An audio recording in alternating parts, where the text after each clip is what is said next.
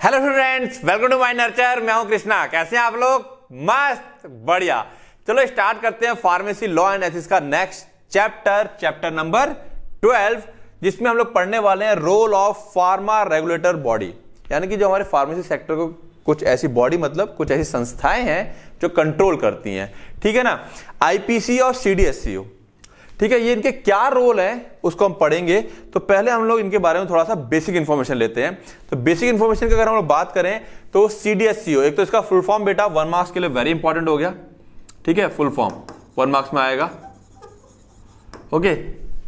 CDSCO, ठीक है, central drug standard control organisation. Central drug standard, central है ना, केंद्र की ड्रग का जो स्टैंडर्ड को कंट्रोल करती है ऐसी संस्था, ठीक है। अब जरा इसके बारे में समझें। तो कह रहा है CDSCO under directorate general of health service.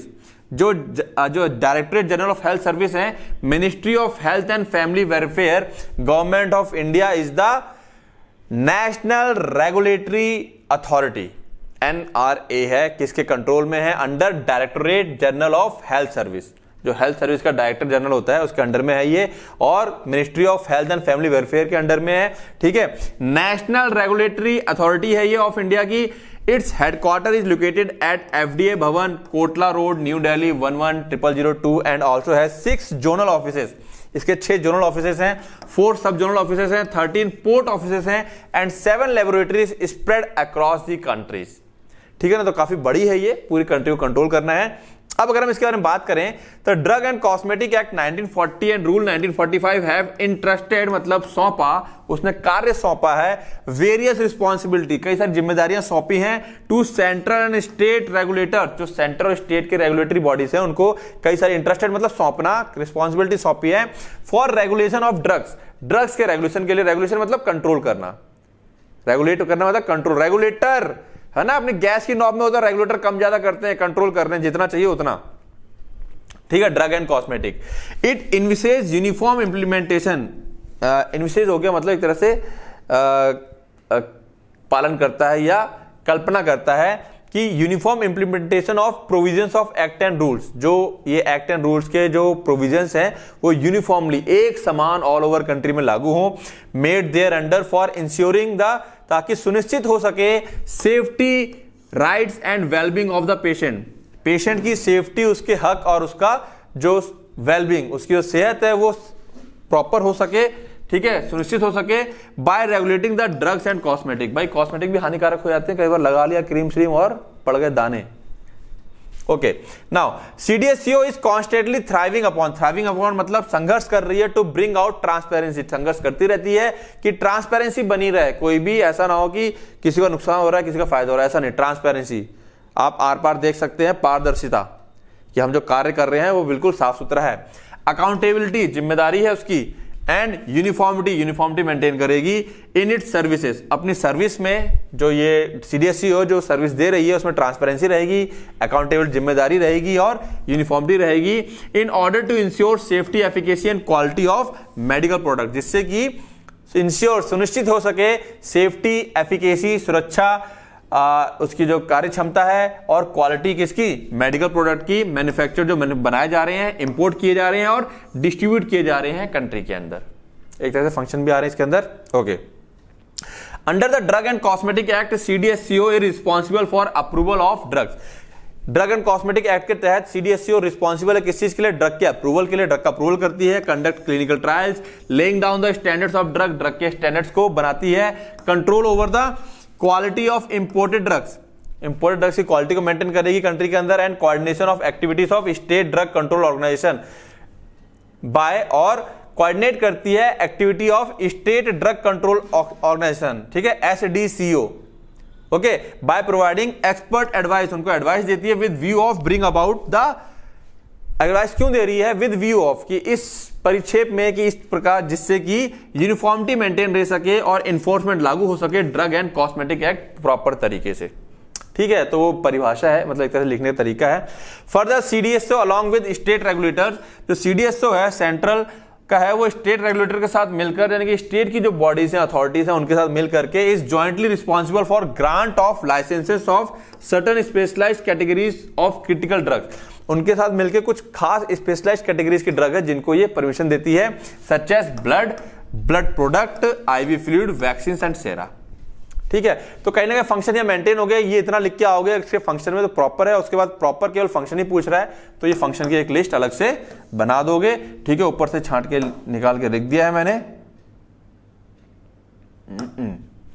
ठीक है, तो approval of new drug and clinical trials, ठीक है, import registration and licence, import का रजिस्ट्रेशन और licensing, licence approving of blood banks, large volume parenterals, vaccine, rDNA products, सब medical devices, है ना, CLLA स्कीम। नेक्स्ट आए अगर हम लोग amendment to DNC act, drug and cosmetic act and rules, banning of drug and cosmetic, कुछ drugs को ban करना है, grant of test licence, personal licence, NOC for NOC, है ना, नो ऑब्जेक्शन सर्टिफिकेट होता है for exports, testing of new drug की testing को लेकर के, और oversight and market surveillance through the inspectorate of centre over and above the state authority. ठीक है ना, मार्केट को ओवरसाइट देखरेख करती है और सर्विलेंस निगरानी में रखती है थ्रू द इंस्पेक्टोरेट ऑफ सेंटर।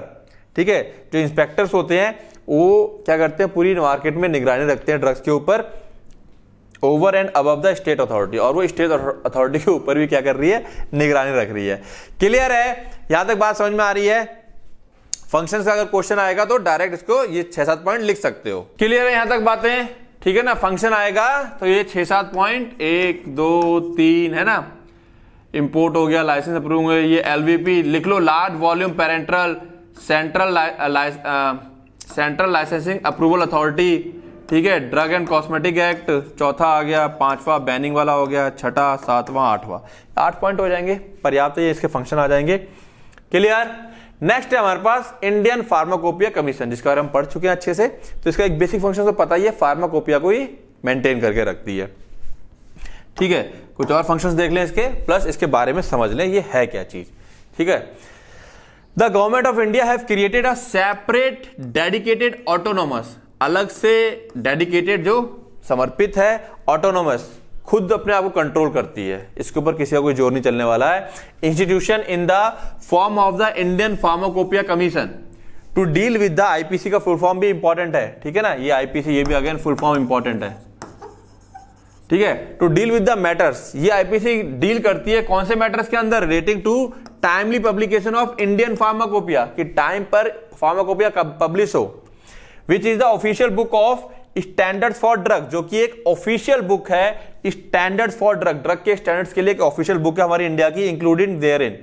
ठीक है, जो ड्रग्स है और जो उसके अंदर इंक्लूड है in terms of second schedule to the drugs and cosmetic act 1940 so as to specify the standards. ठीक है ना, मतलब किसके तहत ऐसा हो रहा है, ये ड्रग एंड कॉस्मेटिक एक्ट के तहत ऐसा हो रहा है ये।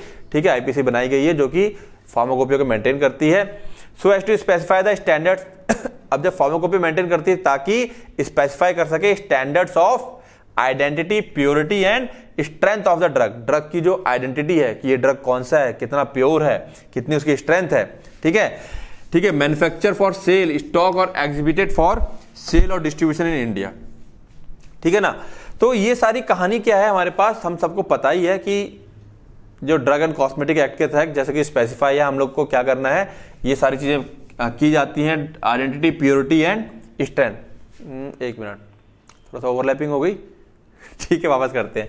The government of India has created, उसने क्रिएट किया है एक अलग से body IPC to deal with matters relating to timely publication of Indian pharmacopoeia which is official book of standard for drug included therein. ठीक है, जो drug उसके अंदर है, in terms of second schedule to the drugs and cosmetic act so as to specify. ठीक है, ठीक है, तो यहां पे वही बात आ गई, इस एक्ट के तहत उसने IPC को मेंटेन किया हुआ है इंडियन गवर्नमेंट ने, जो फार्माकोपिया वगैरह को रिलीज करवाती रहती है टाइम टाइम पे, जो उसका काम क्या है, आइडेंटिटी, प्योरिटी और स्ट्रेंथ।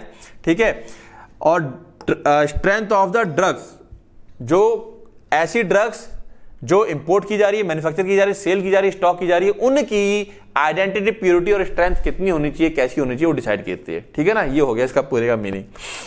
द मैंडेट, शासनादेश ऑफ द कमीशन, आईपीसी का मतलब इज टू परफॉर्म, जो एक शासनादेश है कि आईपीसी करेगी क्या, to perform function such as, क्या फंक्शन है, revision and publication of the Indian pharmacopoeia. सबसे बड़ा काम तो यही हो गया इसका, रिवीजन रिवाइज करती है और पब्लिक करती है किसको, पब्लिक करती है मतलब पब्लिकेशन पब्लिश करती है इंडियन फार्माकोपिया का, एंड नेशनल फॉर्मुलरी एनएफ को भी करती है of the India on a regular basis, लगातार करती रहती है।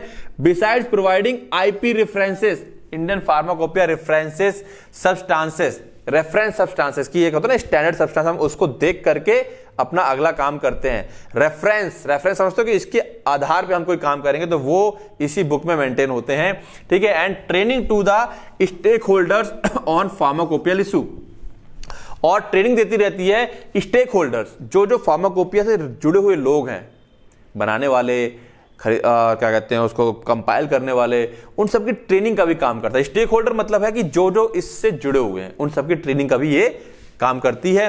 Okay, the commission has become fully operational, ये जो कमीशन है पूरा ऑपरेशनल हो गया था from 1 January 2009 as an autonomous body. Autonomous मतलब अपना सेल्फ काम करेगी अब, ऑटोनोमस, ठीक है, बिल्कुल सेल्फ, कोई कंट्रोल नहीं किसी के ऊपर, मतलब इसके ऊपर किसी को, हाँ मिनिस्ट्री के अंदर आता है लेकिन कोई और बॉडी इसको कंट्रोल नहीं करेगी, ये अपनी खुद काम करेगी ये, ठीक है।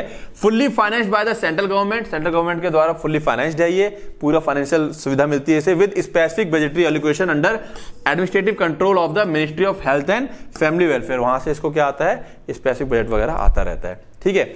The secretary minister of health and family welfare, जो minister of health and family welfare का जो सेक्रेटरी होता है वो चेयरपर्सन है, and the chairman scientific body, जो चेयरमैन साइंटिफिक बॉडी का होता है इस को चेयरमैन ऑफ कमीशन, इस कमीशन का को चेयरमैन होता है।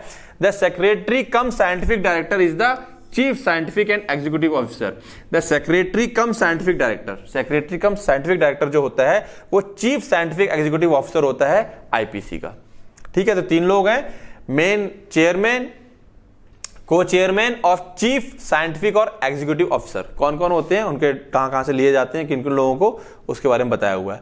अब इसके बेसिक फंक्शन हम सबको पता है, to update regularly the standards of drug commonly required for treatment of disease prevailing in this region, मतलब हमारे एरियाज में या हमारी कंट्री में जो बहुत ही कॉमन डिजीज हैं जो आमतौर पर फैली रहती है, उनके लिए स्टैंडर्ड्स ड्रग्स को क्या करना, अपडेट करते रहना, कोई नए आते हैं तो उसको अपडेट करते रहना। To publish, it publish official documents for improving quality of medicine, ये क्या करती है, ऑफिशियल डॉक्यूमेंट्स को पब्लिश करती है for improving quality of medicine, जिससे कि मेडिसिन की क्वालिटी समय के साथ साथ इंप्रूव हो सके, by way of adding new and updating existing monograph. Monograph पता है क्या होता है, आईपी में होते हैं अपने इंडियन फार्माकोपिया में, वो टाइम पे अपडेट करती रहती है जिससे कि क्वालिटी इंप्रूव हो सके मेडिसिन की from Indian pharmacopoeia, in the form of Indian pharmacopoeia के रूप में, ठीक है ना। It further promotes rational use of generic medicine, ये रैशनल यूज ऑफ यानी कि जेनरिक मेडिसिन की यूज को प्रमोट करती है by publishing national formulary of India. Clear हो गया। It prescribe standard for identity, purity and strength of drugs, ये स्टैंडर्ड प्रिस्क्राइब करती है, जो आईपी है इंडियन फार्माकोपिया वो प्रिस्क्राइब करती है स्टैंडर्ड्स, क्या स्टैंडर्ड होना चाहिए उसे आइडेंटिफाई करने का, प्योर करने का, उसकी स्ट्रेंथ का, of drug essentially required for health care perspective of human being and animal, जो इंसान और जानवर के लिए हम लोग दवाइयां दे रहे हैं उनकी क्या आइडेंटिटी है, आइडेंटिफिकेशन कैसे होगा, प्योरिटी क्या होगी, क्या स्ट्रेंथ होनी चाहिए, ये सब इंडियन फार्माकोपिया डिसाइड करती है। IPC also provide IP references substances, IPRS, ठीक है, ऐसे सब्सटेंस आईपी रेफरेंस मैंने कहा जिसको देख करके हम लोग स्टैंडर्ड मान करके काम करेंगे, which act as a fingerprint, fingerprint मतलब यही हमारे क्या है, मेन होते हैं, इन्हीं को देख करके कि हाँ ये स्टैंडर्ड है, इसके आधार पर या इसके हिसाब से हम चीजों को बनाएंगे।